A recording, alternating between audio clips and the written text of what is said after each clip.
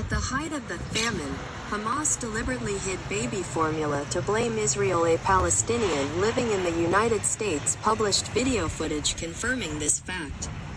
VestiYnet published. On the website's start page Israeli news, Vesti, the 10th of December 25, at 7:40 a.m. During the fighting, Hamas hid large stocks of baby formula and infant formula in warehouses to accuse Israel of deliberately causing starvation. This was reported by Ahmed Fuad al-Khatib, a Palestinian who opposes Hamas and lives in the United States. Hamas deliberately hid baby formula in Gaza's health department warehouses, al-Khatib wrote on the X network on the night of Wednesday, December 10th. The post went viral and was also covered by the New York Post, which reported that al-Khatib shared a video from one of these warehouses. The footage showed packaging for infants and small children in Gaza, during the worst days of the hunger crisis in the Gaza Strip. Hamas deliberately hid tons of baby food and infant formula, al-Khatib wrote. The goal was to exacerbate hunger and create a humanitarian catastrophe, consistent with Hamas's narrative of deliberately driving the population to starvation.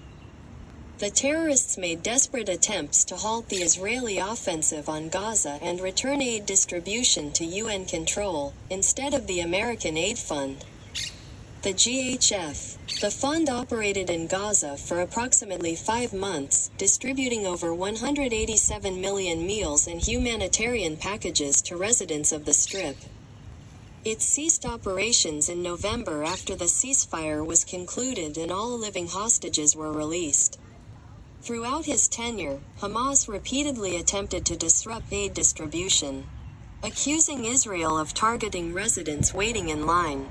The organization threatened Gazans, demanding they avoid distribution points, and obstructed food distribution. During his tenure, al-Khatib accused Hamas of deliberately starving Gazans.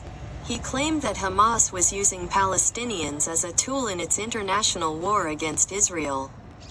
One can sympathize with the suffering of Palestinian citizens and demand action from Israel, but one must also hold Hamas responsible for creating the crisis in the first place, he wrote.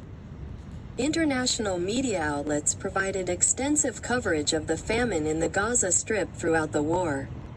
These publications increased international pressure on Israel, leading the political leadership to instruct the Ministry of Defense to expedite the flow of